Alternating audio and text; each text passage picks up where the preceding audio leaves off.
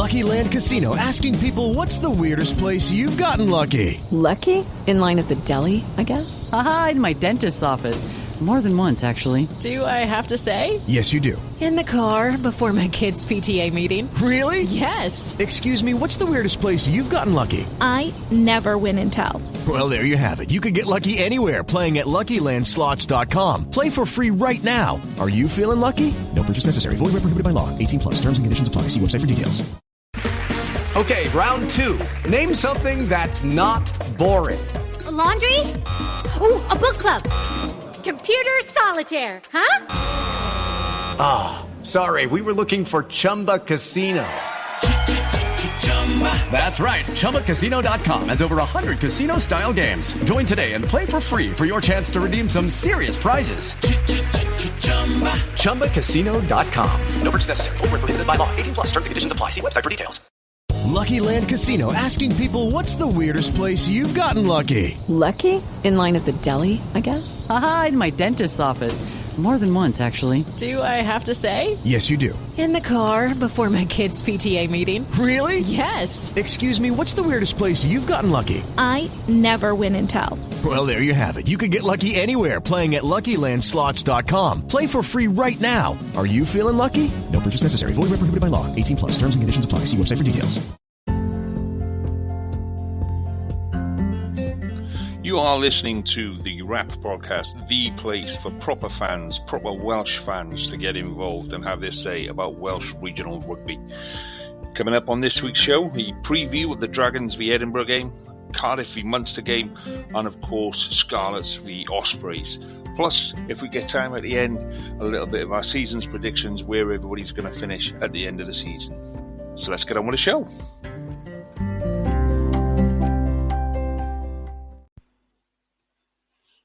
Hello and welcome to another episode of the Rap Podcast, the place for Welsh regional rugby and something stuff podcast. So, a bit of a strange one this week. I'm on my own for various reasons. We've been trying all week to put this together, and between the three of us, we couldn't actually manage a time. So it is just me for tonight, but hopefully next week I will have many guests back, and we've got an interesting development as well that I'll tell you about closer to the end of the show. But so we kept nudging this week's podcast forward, and Sunday, and then Monday, and then Wednesday, and then Thursday, and which right, okay, it's got to go out Friday. So we bit the bullet, and just as we were kind of getting to that decision this evening, news started breaking of the death of Eddie Butler. So it just seems appropriate that we, add our condolences to family, and just remember what a great guy Eddie Butler actually was. Not only a rugby player, a rugby commentator, and things like that, but just a genuinely nice bloke. Just always seemed that he was intelligent enough. He was always the most intelligent person in the room, but he never wanted to ram it down your throat. He just kind of wanted to let it ooze out. And I think we've all listened at some point to his introductions and his commentary, and what he's had to say, and just what a great bloke he was, and sadly missed already, and I think this is something that maybe we should all kind of reflect on, the fact that there are certain people, we'll know people in our own lives that they're, going to be sadly missed at some point. And I've seen a load of stuff on Twitter in particular already, Brian Moore, who spent a lot of time, he was his kind of co-pilot for a lot of his rugby commentary, saying, I never took the time to tell you exactly how much I respected you and what I thought of you. So it's things like that, if we take anything out of somebody passing, he's only 65, which is, worryingly close for some of us. That's a really young age for somebody to go. So, take the time to tell someone, is I guess what I'm saying. If there is someone there that you kind of respect and you kind of, maybe you've lost touch with them or whatever, but, take it as the nudge that you need to do something in Eddie's memory and just make that connection and tell somebody that actually, you're a big influence on me and I wanted to thank you for that, because, at some point it'll be too late. So, yeah, sadly missed, but we're gonna move on. I'm sure by the time this comes out, there'll be, we'll be flooded with tributes to him because he was that great man. So, yeah, we just wanted to add our voice into the start of it and felt it was appropriate. So, back to rugby, on with this week's rugby. And we're going to start with a rant, which, strangely kind of links into Eddie Butler as well in a strange way. I was really, really annoyed with the WRU's handling of last week, and you got to put aside the events of what happened. Put them aside for a second. Put the death of the Queen to one side. That's not what I'm talking about. It's not what I'm moaning about. I'm talking about the WRU's inept and inability to manage that event in the best interests of Welsh rugby. Why on earth are we suspending games on a Saturday when the rest of the country is just carrying on? There were cricket games. They suspended football games as well for a different reason. But English rugby carried on, and junior rugby carried on. Under-18s rugby was fine to carry on, but club rugby wasn't. I mean, come on, guys. Seriously now.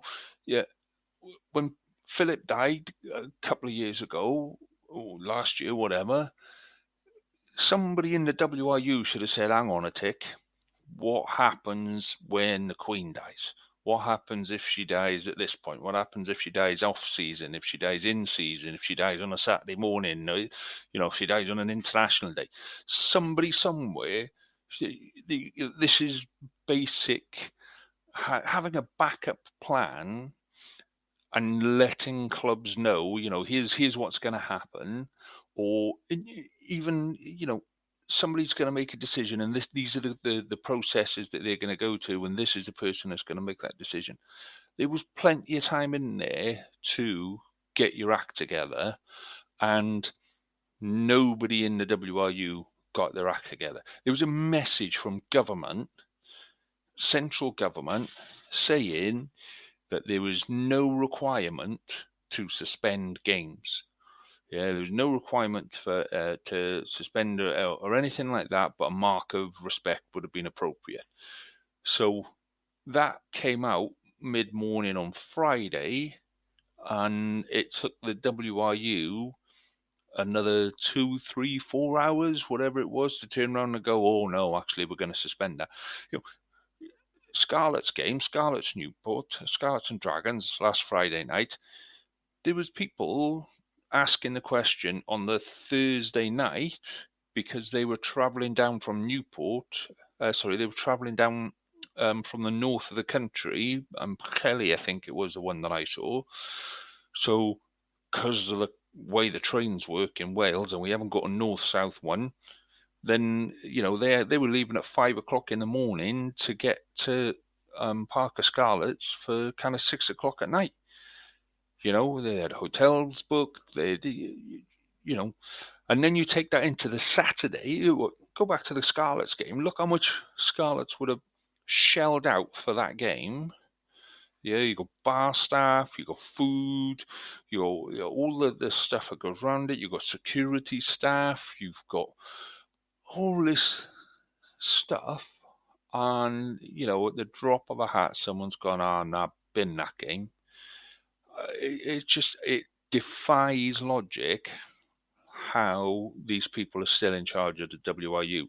And to then move that onto the Saturday and to take out a whole weekend of games for junior clubs who are struggling. Junior clubs who are really, really struggling to make ends meet. They're struggling for players, they're struggling for supporters, they're struggling for cash, they're struggling to see a way forward, and nobody in the WRU gives a shit. Nobody up top, they're sitting there and they're more interested in who's getting an MBE and who's getting an OBE and who's getting knighted than they are in how bad it is for local club rugby. And that, to me, we will come back to this when all the boys are back and we've got enough of us to have a proper rant. But that, to me, is just that the way last weekend was managed is just indicative of how inept the WRU are at the minute. And for me, we need a wholesale think about how the way the game in Wales is managed.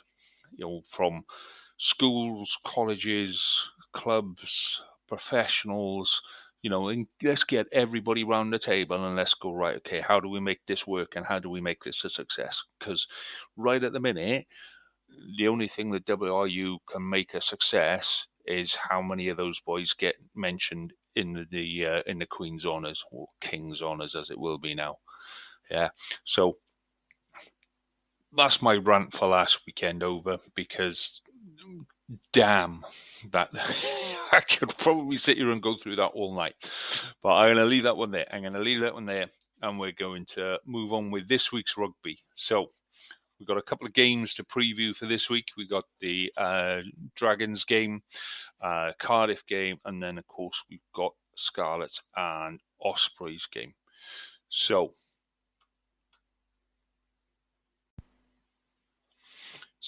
let's have a look at the Dragons game first. Let's have the Dragons are away in Edinburgh.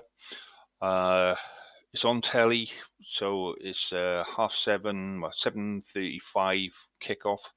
It's on SLC. We spoke in pre-season about expectations for the Dragons, and it's either going to click or it's not. I think that's the way the Dragon season's going to go. On paper, they should be top table, the top half of the table comfortably. It's whether or not they can pull that together. And with Di Flanagan, pulling some of the strings behind, I think they probably got the man that they need to make it happen. He certainly made it happen in attack at the Scarlets.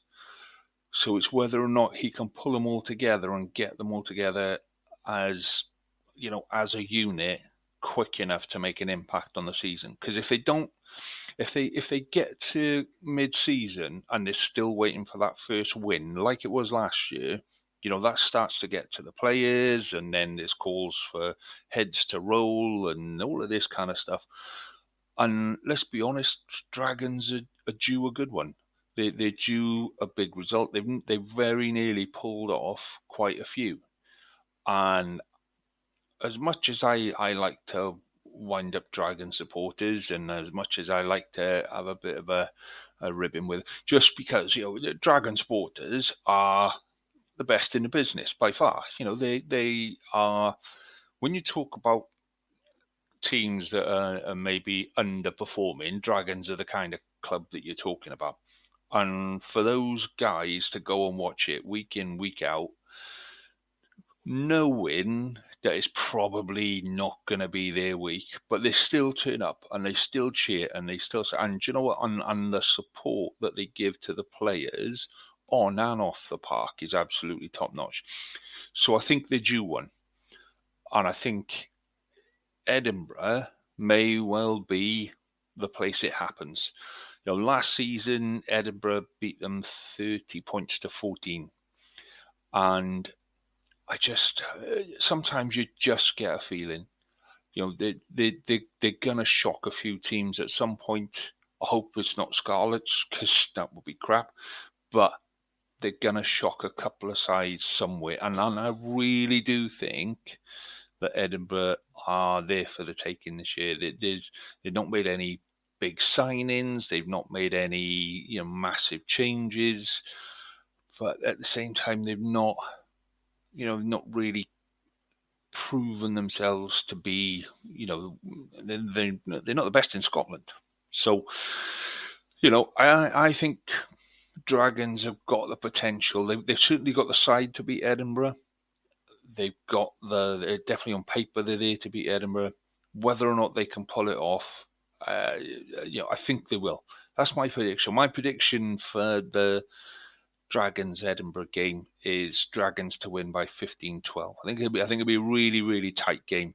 I think the Dragons will just stop everything that moves, and it'll be one try here and then a load of penalties. I get that feeling from that game.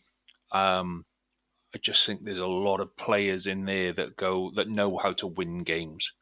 It's not going to be about let's play wild, exciting, and interesting rugby for the first season. It's going to be about let's put some wins on the board and let's make sure that we give the supporters a bit of reward. And I look forward to it. As long as it's not the Scarlets, I look forward to Dragons winning. And they always seem to pull one out of the bag, Scarlets, which is a pain in the arse for us. But, if you're going to lose to somebody, I can kind of swallow losing to the Dragons just because of the reaction of the supporters. More than anything is the reaction of supporters. And, my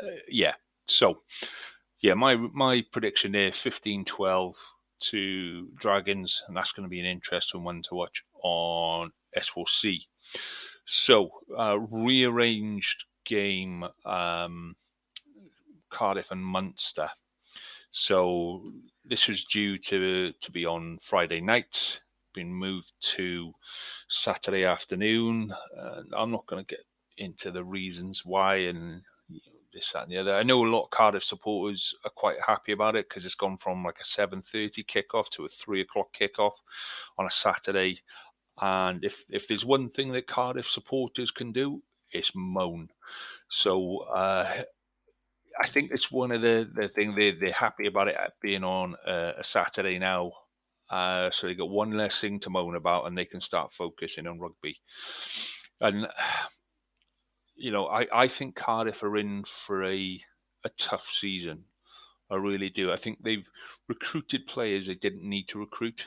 I think they've boosted their squad in the areas where they're already fully stacked. And I know, from what Dai Young has been saying, that there's a load of players, players had year extensions and what have you in COVID, and they come to the end of their contracts this year. So there's a lot of players inside that Cardiff squad that are playing for contracts and playing for, the future. And that can work one of two ways. That can work as, depending on that type of individual, it can be a case of, I'm gonna give everything to get that contract. I'm gonna make sure I've got, I'm 100% committed all the time. And then you've got a couple of boys that'll go, actually, there's another couple of clubs that are interested. So I just need to put one or two decent performances together, and then I'm going to make sure I'm not injured by the end of the season. And, it doesn't take much. If Cardiff don't start with a bang, then you start to get niggle inside the camp. And you kind of felt that at the end of last year. You kind of felt that there were too many players there at the end of last year. When they got pasted in Benetton, that, there were too many people on that pitch who just didn't give a shit. And they were running in tries, and they're like, what's the point? What's the point in trying? And that's not the way that Cardiff or any team should be playing. So, I hope Cardiff can win. I think Munster, if anything, when we talk about a lot of the Welsh regions, with the exception of Newport, but a lot of teams haven't been able to make massive amount of changes this year because one thing and another, with salary caps and contract extensions and various other reasons, and not many people have made a lot of changes. And Munster have made 3 changes in their coaching team. I think they had about 4 players retire and about 8 players just leave naturally. So they've taken in a couple of decent players as well, but it was a very, very settled camp before. There was a lot of kind of seamless progression. So to lose 3 coaches, 3 out of your 5 coaches, that puts a lot of pressure on Graham Roundtree to deliver something. And he's already talking about, a season of transition. He's already trying to dampen down the expectations for this year. He's trying to say to people that, if we don't get it right this year, don't worry. We've got, it's going to take time to adjust the way we play and blah, blah, blah. So, for Cardiff, I think that this is a big opportunity. Cardiff are going to have a fully stacked side.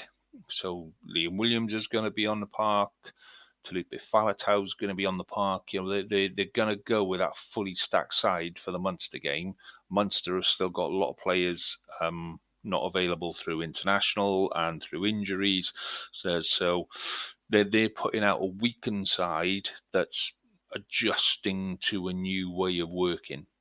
So my prediction, last season, the last time they played, it was 45-21 to Munster. I think Cardiff are going to turn them. I think it'll probably be a close game again, because even the second and third string Munster team are a decent outfit, as Scarlets found out last year at home.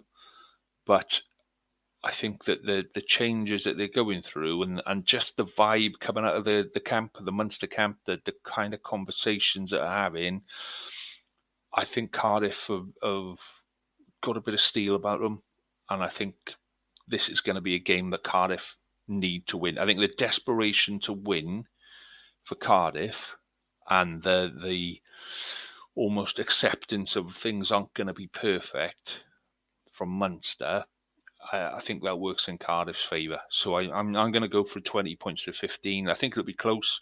I think it'll be one try in it, maybe a kick, but 20-15 to Cardiff. And having said that, I think that's going to be one of the high points of Cardiff season, and I can't see them going on and doing more from there, just because I said there's so much. There feels like there's a lot of I don't know if it's upset or anger or just not happy in the squad, but we'll talk about that a bit later when we come to talk about league predictions. But I think this might be a high point of Cardiff's season, and if they can stick to their guns, I think that Munster are there for the taking this weekend. So, 2015 is my prediction with that one. Okay, so before we move on to the Scarlets demolition of the Ospreys, sorry, Carwyn's not here. He can't say diddly about that. So before we move on to having a look at that game, just a couple of bits to let you know about that. So we're just getting going with this whole podcasting thing and what have you. So we found a couple of bits and bobs that we're going to have a crack at. We're going to see if they can work. One of them is, so the point of this podcast, okay, is none of us we're not professional podcasters. We're not professional, we're not radio DJs or TV hosts or anything like that. We're not professional players or ex-professional players. We're all ex-players, but we're just fans. We're just like you. We're exactly like you. And what we wanted to do was really give a voice back to the fans and really listen to the passion that's involved in the game. Because, when you're listening to some of the people who are, corporate, shall we say, it's all very calm and everybody's very nice. And the bit that pisses me off for them, and it really does piss me off, is where they pretend to be neutral. And they pretend, I was listening to one the other day, and somebody was, they were saying how, Scarlets have recruited well with Fafita and but it was all very down and this, that and the other. And then, and this was a guy who was saying, let's have a look at all 4 regions, same as we do. And then he went, let's have a chat about the Ospreys. And then he just rampaged on about how amazing the Ospreys were for 15, 20 minutes. Now, I don't mind that guy's an Ospreys supporter. Yeah, I get that some of you have to be Ospreys supporter. That's your problem. We've all got our issues. That's how you deal with yours. You support the Ospreys, crack on, fair play to you.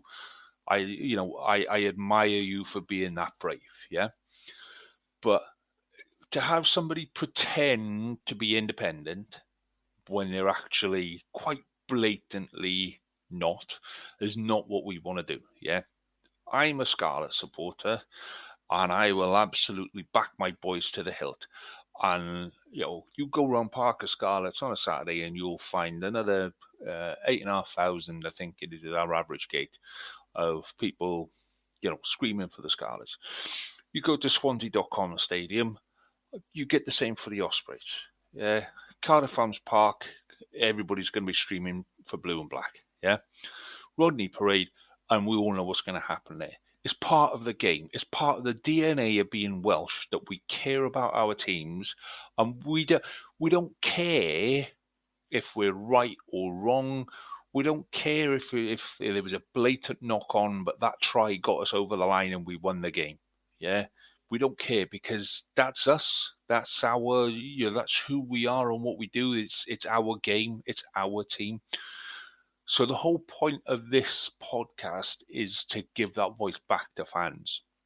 And that's what we want to do. So you don't want to listen to me bleating on all the time, because that's what my wife does. She tells me I'm an irritating shit, but there we go. So with there's a little button thing. I'm wanting to say button. There's a thing that you can press on the website, and that lets you record a voice message, and then that voice message goes into all of when we're recording this, it goes into the library bit, and then you just pick out the bits from the library that you want to put into the show, and you put them all there, lovely jubbly. So what we want to do is we want to hear from you. We want to include you and your voices and your opinions in this show. Yeah. So whether that is you think it's shit, crack on, come and tell me it's shit. I mean, I'm not going to put it on the air. Of course I'm not. But, you're entitled to your opinion. Like I say, you're probably an Ospreys fan. What can I say? But, come and tell me it's great. Yeah, lovely job. I'm definitely putting that one on there. Like on Steve Wright, it really winds me up when Steve Wright with every message is, hey, Steve, I think your show's great. And you're like, oh, bloody sniveler. But, tell us what you think about the game. Tell us what your club is doing. Tell us why I can't get a Newport Dragons fan to come on here regular and give me their opinion.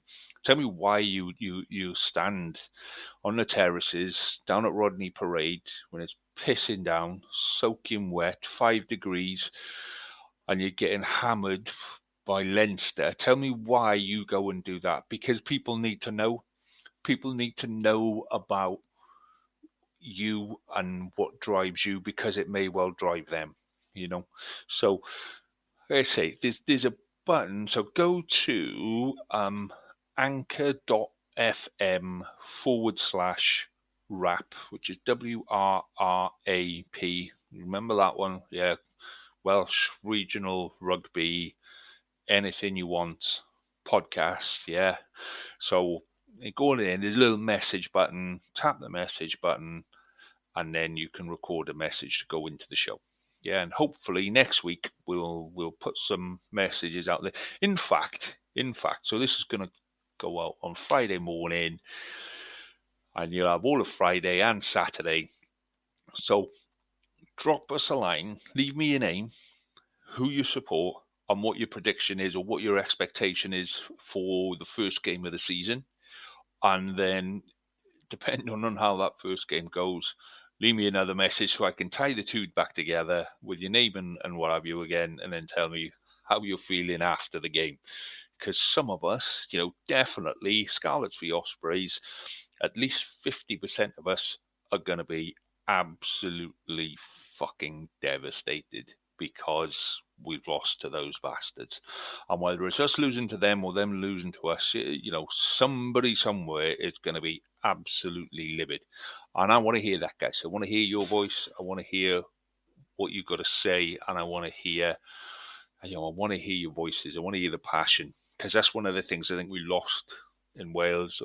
We tried so hard to remove that old. Remember those days when there was a tour and there was Kevin Phillips hooker that lamped someone, and there was a massive fight at the after-match meal and stuff like that, and then there was the fight against Breve and all that kind of stuff, and everyone, right, okay, yeah, we need to kind of, calm it down. And I think we've gone too far the other way, especially when you're playing against Irish sides. I think it should be compulsory against an Irish side that first opportunity, whether it's a kick-off, whether it's a first rock, somebody gets a smack in the chops and everybody piles in, and you just let them know that this is what a Welsh welcome looks like, son. Bang, have one of them. Thank you very much. I'm not advocating violence. I'm just saying the Irish boys need a bit of a welcome to the Welsh side of it, So, yeah, bring me your passion, guys. Bring me the reason that you love your team, the reason that every Saturday you stand there and do what you do. So, like I say, it's on the website, and tap message, and hopefully we'll put those into next week's recording. So the other bit that we can do is we can run a poll, and then I don't know what about, because it just seems like a good thing to do, and it's all about interaction and engagement and all of that bollocks. Yeah, but what we wanted to do is just to see, basically, for the first one, how many Scarlet supporters, how many Osprey supporters, etc. we got listening. So there's a poll on our Spotify page, which is basically who's going to end up as the top Welsh region for this year. And there's only 4 choices. It's not difficult. So mainly we just want to see how it works, guys, and then maybe we'll run some things later in the year. Best haircut, worst kit, shittest kick, that kind of thing. So let us know what you think of how that's working. So anyway, back to the rugby. Scarlets, Ospreys, and down west. This is the one. So the first bit really to talk about here. Okay, now I'm going to have to do both sides of this. Is the first bit is opening day of the season, and we've got for the Scarlets, this would be the biggest crowd puller of the year. And I'm looking at this 2 ways now. When you put this on Boxing Day or New Year's Day, that stadium is rammed and rocking. And I've been there for a Boxing Day game before, and I've come out of the barn, and there were people who were just watching in the barn. It was on a screen in the barn, and there was like about 150, 200 people just watching in the barn, because they couldn't get tickets. So they just went in the barn and watched it in the barn. And that's how big this game is and how important. We were talking earlier about the finances and the state of the game in Wales. That's how important this game is. This is the big one for Scarlets. I'm putting it at the start of the season. Now, for me, personally, I like it. I think it's a good thing. I think it's the way to start the season. Start it with a bang. Start it with a full stadium. Let's get people talking. Let's get people interested in the game. Let's get let's get some interest in there. And if you're a player, that first game of the season, and you're walking out and that place is full, and all you can hear is ahead. If you're an Osprey, you're shitting yourself, and if you're a Scarlet, you're walking about 2 foot taller. So for me, that really, really works. This is a big game, and let's start the season with a big game. I don't think we should shy away from putting these games on outside of Christmas week. The flip side of that is, does it take a couple of games to kind of get people back into the routine, especially with all the crap that's going on at the minute, with everything else that's gone on in the world, and is that going to affect it? Possibly not. I think all of the international players, Welsh international players anyway, are back, I believe. Certainly for Scarlets they are. I'm not 100% certain for Ospreys, because we spoke about this in the pre-season preview, that Scarlets are going to benefit from not having as many Welsh international players as everybody else does. And our players are not frontline players. I think that'll change through the season. I would be absolutely astonished if Combia doesn't get a call-up at some point through the season. And I think a couple of our front rows will find themselves called upon again. I think Halfpenny and Ken Owens will probably, receive a phone call at some point if they find anywhere near their fitness.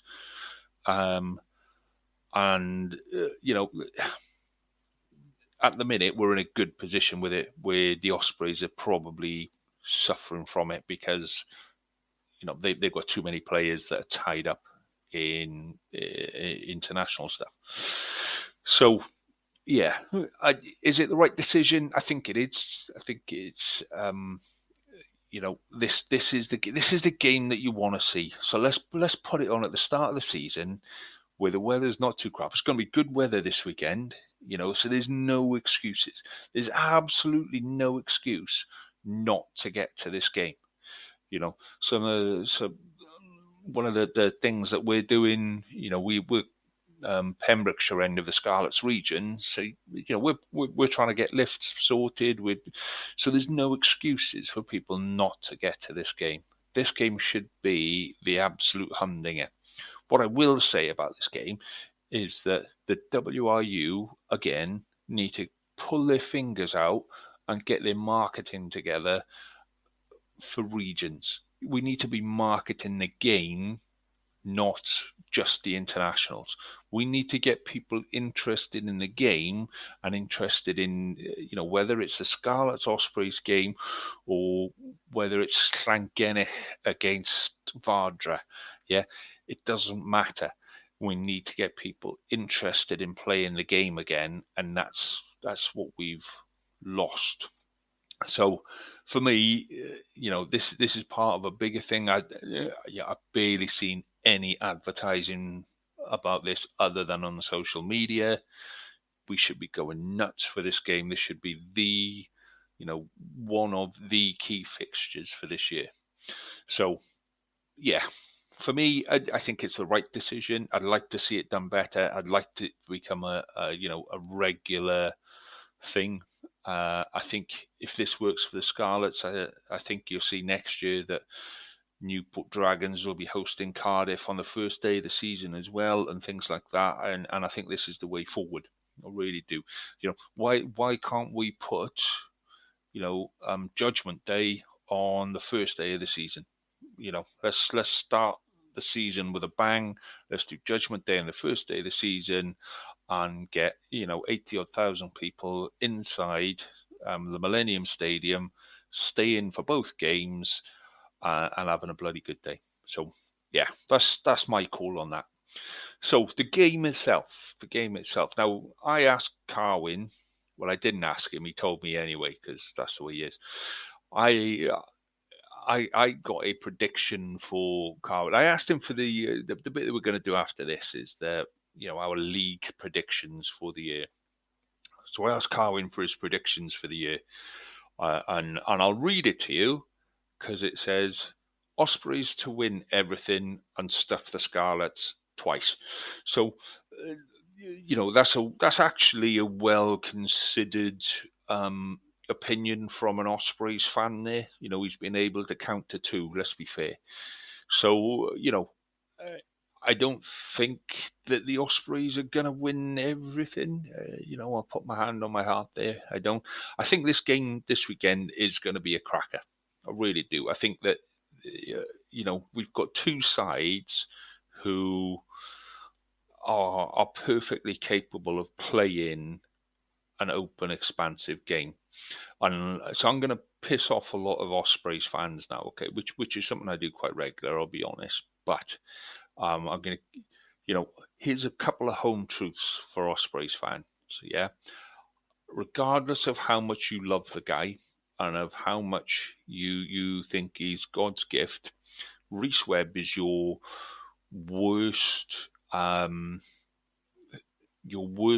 attacking option, because he passes the ball behind the player, and his primary option is to kick.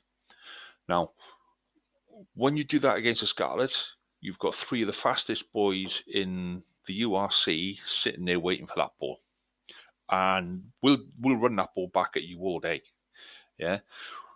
And when Ospreys don't have Rhys Webb and the ball starts getting spread and they start moving it across the backs, actually they look a lot more dangerous. They look a lot more attacking than the Scarlets did last year. That game in the last game of the season, virtually last game of the season, where Ospreys won 54-36, yeah. One, Scarlets should have finished that from halftime. From halftime, they should have just nailed that down. First 10, 15 minutes of that second half, Ospreys shouldn't have touched that ball. But it is what it is, yeah. But the Ospreys won. They didn't win that by kicking it. They won that by passing the ball. And if they're going to do anything, they need to dispense with... They either need to dispense with Rhys Webb, or somebody needs to get him to listen and actually pass the ball in front of a player. Having said that, as a Scarlet, I fucking love the guy, because you can defend against him all day long. He's more interested in his hair and how many young ladies are watching him on the side of the pitch than he is in actually playing the game. And he gets absolutely destroyed every time he plays against Gareth Davis.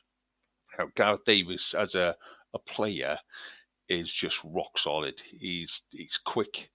His inside running lines are bang on every single time. Just seems to be on the end of so many balls as a scrum half that he's like having another back rower on the pitch. So for me, yes, it'll be a good battle. It'll go the same way as it always will. And as a Scarlet, I look forward to that all day. I think the interesting battle at the minute is front rows. I think what we're seeing now generally in Welsh rugby is the need for younger players to be given the opportunity sooner, particularly in the front row. I think there's a massive amount of quality in the front rows in West Wales, and both clubs have got a really good set of youngsters coming through. So I think what we're about to see is probably the start of a 3, 4, 5 year system, if you like, of these are the boys who are going to take this forward. These are the boys that are going to be fighting this battle for the next 5 years. And I think in that sense, you've got the likes of Dewi Lake and Ryan Elias. Now, whether Ryan Elias is on the park or not, I don't know. But that's a good key battle. But then you've got everybody else underneath that's going to make this a real battle on Saturday. And I look forward to that. I really do. I think at some point in the season, Ken Owens comes back, and he will be up against, those two, and there are about 5 other hookers that could fill that Welsh berth this season. And Ken wants that cap back. Ken's, I've seen him in physio, I've seen him in rehab, and the guy's fired up already. So what he's going to be like when he's back on the park, I wouldn't want to stand opposite him. But, that's where the battle's going to take place. And I was talking to a mate the other day about, why is Alan Wynne-Jones on the park? And, Alan Wynne-Jones and Jonathan Davis, with best will in the world to the pair of them, are probably past their best. There are probably younger boys that could come through and do a better job than them. But they're leaders. They're both leaders on the park. And as a team, you need someone like that you can look to, and when it's all turning to shit a little bit, that they can turn around and go, right, don't worry, this is what we're going to do. Yeah, and they've got a plan in their head, and they can keep cool, and they can go, right, this is what we're going to do. Both phenomenal athletes, both, 15 years, a pair of them at the top of their game. That's a long time. That's more than most people play at junior level, So for those two to still be there is phenomenal. But I just query, when you're putting Alan Wynne-Jones, let's assume Alan Wynne-Jones is on the pitch, and you're going to put him up against Fafita or Sam Lousy. He's gonna get caught flat-footed, and he's gonna be made to look slow. So, I think that's where the Scarlets will look to really turn the game. I think there's a lot of talk about Jack and Tipperick. Tipperick again is nearing the end of his career, and Jack Morgan, phenomenal athlete, a hell of a player for the Scarlets. We taught him all he knows, but we did teach him all he knows, and he's had some decent games for the Ospreys. He was phenomenal for the Scarlets, and he hasn't quite refound that form. Don't get me wrong, in my opinion, he's still the best 7 in Wales, but that's how good he was with the Scarlets. He was phenomenal. So, if he starts to refine his form, he's a nightmare to play against. But then you've also got Josh McLeod going up against him, who, for a long time has been the turnover king in Wales, and has twice been ready to take his place as a Welsh international, and has not quite made it. He's almost a forgotten man. So he's another one with someone to prove. And I just think that that's going to be another big, big battleground on Saturday. So the other battleground going to be on the wing. Combier made the Ospreys look like a bunch of clowns in big shoes in the last game, and he's done that a couple of times now. And the guy is rock solid. He's quick, he's athletic, he's got height, he's got pace, he's got a bit of muscle about him, and he's got a bit of dog about him, and I reckon he'll be a Welsh international by the end of this year. And then on the other side, the Ospreys, you've got a couple of flyers there as well. What's his name? Luke. This is what I need Carwin for. You know the one I mean, Luke something. Anyway, so that's going to be a really, really interesting battle about who can get the ball to the wing in a way that they can do something with it. And for me, I've got the Scarlets winning that game 35-20. I don't think it'll be that throw it around. It'll be closer to the 22-19 New Year's Day clash, where Josh scored on the Josh McLeod scored after the final whistle. It'll be that kind of a game, with maybe one or two extra tries. I just think that the conversations coming out of the camps are a lot more positive from Scarlets. They should be more positive from the Ospreys. They've had a good couple of wins, but they're just very downbeat. They just seem like a very plodding along kind of camp at the minute. But yeah, for me, it's a Scarlets win every day of the week, 35-20. Say Carwin's prediction is we're going to fucking stuff you. So, crack on, fella. Let's see. I was going to. This is why I reckon he suddenly had a call to go into work. So I suggested to Carwin that we have a little wager tonight, and whoever loses on Saturday has to wear a T-shirt saying "I love the," and whether it's Scarlets or Ospreys, or "I love the opposition," for the next podcast, and then we'll take a photo and we'll pop that out. But I'm not sure if he's man enough to actually take that gamble on. We shall see. But yeah, either way, I'm off to get one printed tomorrow, just to wind up Carwin. So yeah, that's the review of the week. So it's a win for the Dragons, a win for Cardiff, and a win for the Scarlets. But I think we've got 3 cracking games to look forward to. I think it's going to be a fantastic start to the season. Yeah, lots to look forward to. So next up. So before we do league predictions, we'll get to league predictions in a minute. Okay, so I know this is a regional thing, so we just want to talk about regional rugby and what have you. But I just wanted to get people's opinions on. So again, this happened today. I thought we got to like lunchtime today, and I was worried about leaving the recording of the podcast till later in the week, and then obviously Eddie Butler this evening. I thought, right, okay, that works well. But by lunchtime, the Australia-New Zealand game had happened. So for those of you that don't, you must have seen it on social media by now. If you're any kind of rugby fan, you will have seen the clips of those last 5 minutes. Yeah. So New Zealand race ahead, and Australia start coming back, and they're chipping back, and you get to the last couple of minutes, and then they go, right, okay, bang. It's Australia. I think they turned the ball over. That's it. So they turned the ball over, a long kick, and they go into the lead, 37-34, with 5 minutes left. From the kickoff, New Zealand penalty, kick it down into Australia half.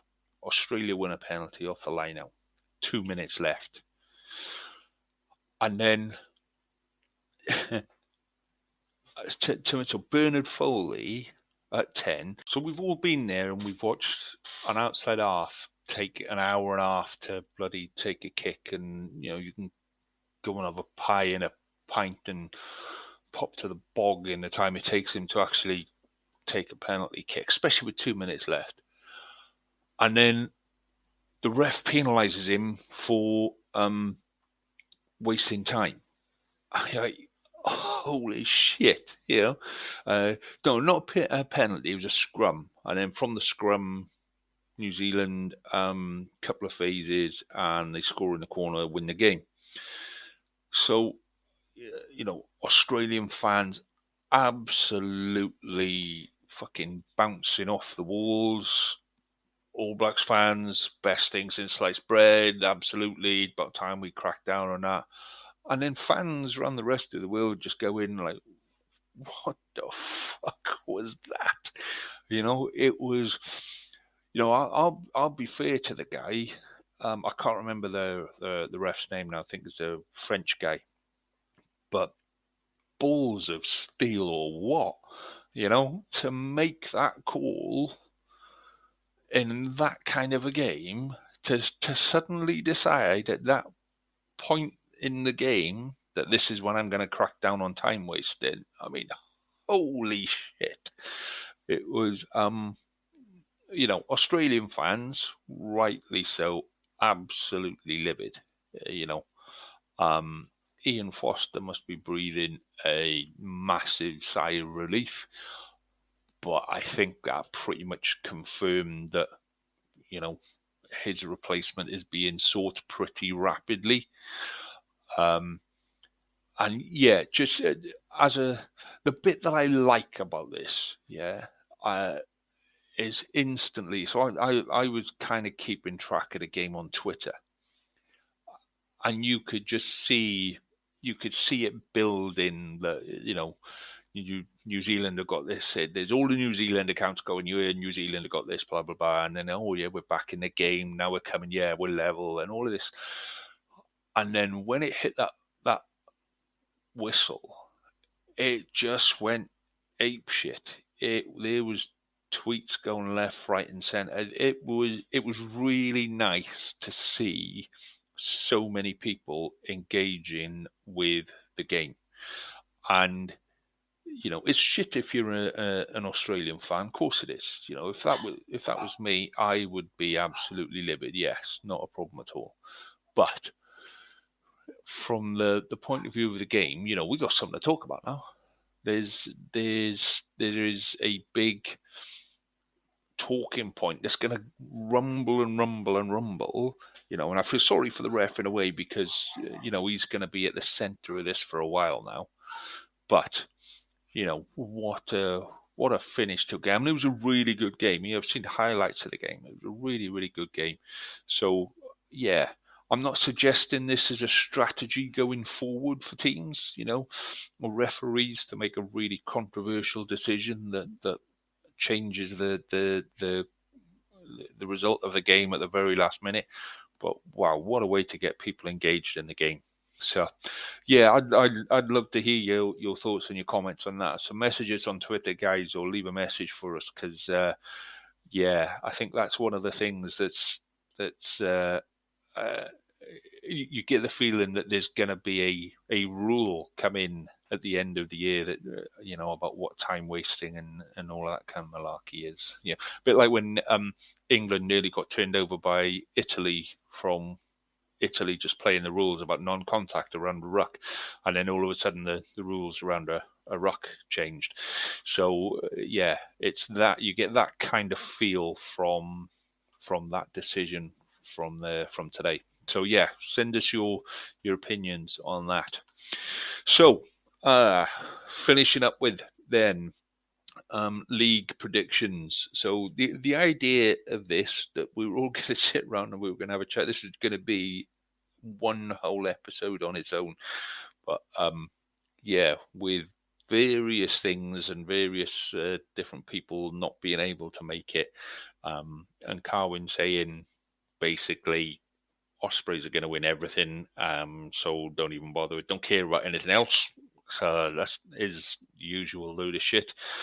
But so I'm just going to run down where I think everybody's going to finish, and agree with it, don't agree with it, guys. We'll put it up on Twitter as well, just so you can have a bit of a pop at it. But let me know where you think everybody's going to finish. So we're going to go bottom up, okay?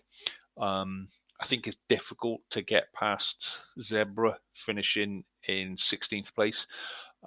It's a shame because we've seen what Benetton can do, and Benetton are improving all the time. So it's a shame that Zebra are down the bottom, but I think that's where they are, and I don't think they're going to move very far from there.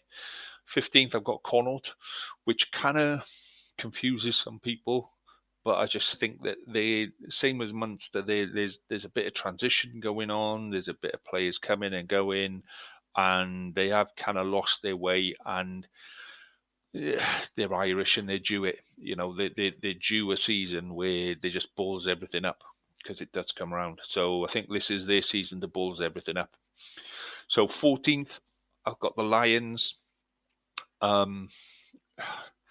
Again, they could have gone anywhere in between 10 and 14. There's a chunk of sides in between 10 and 14 that can all kind of chop and change place. But I'll put them at the bottom because I don't know very much about them. Is the simple answer on that one. I don't really know enough about the Lions to put them any higher, so we're going to go there in 14th place. So 13th, so this will really piss off Dan, but he's not here, so let's crack on. So 13th place, I'll put Cardiff. And for exactly the reasons we said at the start, we were talking about the Munster game. I think Munster game is going to be the high point of the season. There might be a couple of other decent. I think they're either going to be, 13th, 14th, or 5th and 6th. It's either all going to click and it's going to, everyone's going to be pulling in the same direction. It's going to work really, really well, or it's just going to turn into a complete bag of shit and people are going to be, I think the indicator will be how soon they start talking about who's coming in next year. And I think that's a good indicator of where the side is. So, yeah, I think after the Munster game, I think it's a downward slide for Cardiff after that. Above Cardiff, I've got Benetton. There's a lot of potential in Benetton. There really is. I just think that when they come up against some of the bigger boys, they're always going to be found short. So, but I've got them in 12th. Dragons in 11th. I think the Dragons will come above Cardiff. I said this last year, however. I said the Dragons. It really irritates my boy because I go, Dragons, they can't get it wrong this year. They just can't. And then about halfway through the season, he's going, yeah, they got it wrong. And they go, yeah, they have. So, if I haven't told you before, there's a really, really good Twitter handle called Did the Dragons Lose Today? And it just posted a yes or no. And I don't know why, I just find it the funniest thing on Twitter at the minute. But I put them in 11th because I think at some point this season, it is going to twig for them.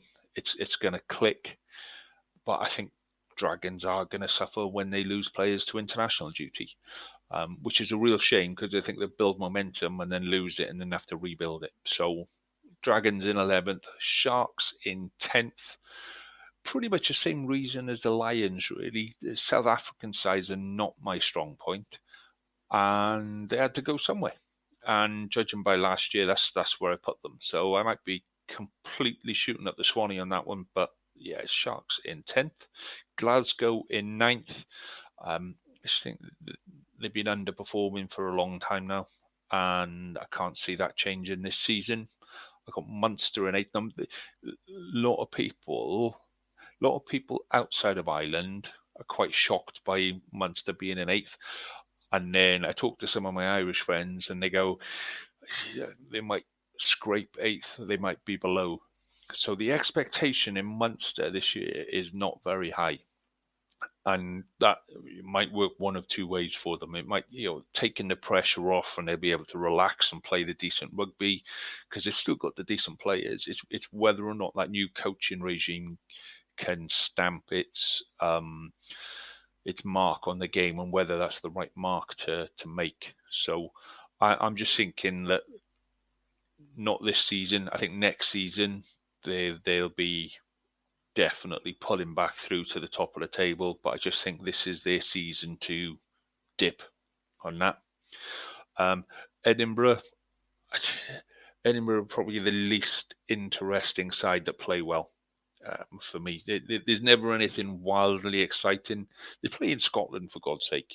It's how is it going to be? The most interesting thing about Edinburgh is their pitch and their stadium, but I just can't see them pushing anywhere up the table. I think 7th is probably overestimating where they're going to finish, but I'm being generous to them. So yeah, Ospreys come above them in 6th. See, I hate admitting that the Ospreys might actually have a decent season, but they might. And, it pains me to say that they might finish top 6, but they might. So I've got Ospreys in 6th, Stormers in 5th, because from what I do know of South African rugby, they're big boys. They're built like double wardrobes, and they're just kind of, they're a hard bunch of boys to move around. So Stormers in 5th, Scarlets in 4th. Why have I put Scarlets in 4th? Because I'm a Scarlet supporter. And I wouldn't be a Scarlet supporter if I didn't go, I think my boys are going to do really, really well. I actually think that, for the reasons I've said a couple of times now, we're not going to lose many players to Wales duties. We're going to have a pretty solid, stable squad that have played together for most of last year and this year. We've got some young boys maturing at just the right time. We've got some older heads that are just kind of maturing as well and reaching their peak in terms of brain capacity. And we've got Fafita and Luisi. And I just think when you put all of that together and stick it in the oven, you come out with a nice big cake in 4th. So that's Scarlets in 4th, Ulster in 3rd. Ulster, again, have just been building and building and building. I just think 3rd is about right for them. And then top 2, you can swap either of these two round. Leinster and Bulls. I've gone for Leinster in 2nd, Bulls in 1st, but I think Leinster will turn them over in the playoffs. And there'll be a little bit of a battle there. But, several sides went to South Africa last year and gave all of the South African sides a good run in. And I think, second season of them being in there, I'm looking forward to South African stadiums having people in. I think that'll be a big, big difference for sides playing out there as well. So I'm looking forward to that, but I'm going to go Leinster 2nd and Bulls coming top. So I'll put it on Twitter, guys. Feel free to argue with it and throw it back in my face at the end of the season. But that's where I'm going with that one. And that brings us to the end of this week's podcast. So loads and loads of stuff that we got through tonight on my own. So I'm off for a nice cold one. I hope you are too. Enjoy your weekend, guys. Enjoy the first weekend of the URC. And we'll catch up again next week. Thank you.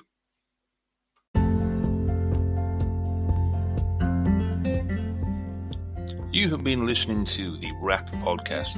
You can get in touch with the show on Twitter at WRRA Podcast. You can email us at welshregionalrugbypod@gmail.com. And you can now go to anchor.fm/wrap, WRRAP, hit the message button, and you can be part of the show. Thanks for listening, and we'll hear you again next week. Sports Social Podcast Network. Step into the world of power, loyalty, and luck. I'm gonna make him an offer he can't refuse. With family, cannolis, and spins mean everything. Now, you wanna get mixed up in the family business. Introducing The Godfather at ChumbaCasino.com. Test your luck in the shadowy world of The Godfather slot. Someday, I will call upon you to do a service for me. Play The Godfather, now at ChumbaCasino.com. Welcome to the family. VGW Group. No purchase necessary. Void where prohibited by law. See terms and conditions. 18+.